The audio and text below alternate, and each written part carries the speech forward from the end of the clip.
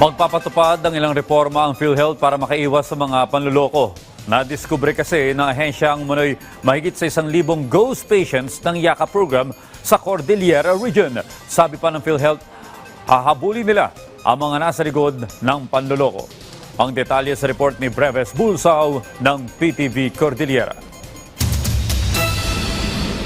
Isa sa mga serbisyo at programang hatid ng PhilHealth sa mga miyembro nito ang YAKAP o Yaman ng Kalusugan Program.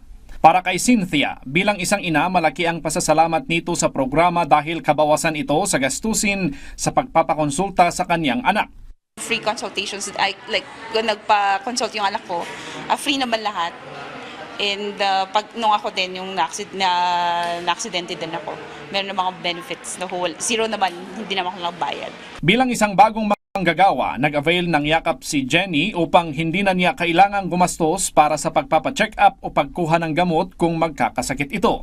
Free consultation and free yung medicine sa depende kung saang district health center yun. Kahit mainam na programa ang YAKAP bilang Enhanced Comprehensive Primary Care Package, mayroon namang mga YAKAP providers na di umano'y sinasamantala ito. Kinumpirma ng PhilHealth Cordillera na nasa mahigit 1,000 ang nabistong ghost patient na nasa ilalim ng programa sa rehiyon. Sa investigasyon ng legal team ng PhilHealth Cordillera, napatunayang pumanaw na ang ilang mga inilistang beneficiaries. Base ito sa datos mula sa mga local civil registry office at mga sementeryo na pinuntahan ng mga investigador.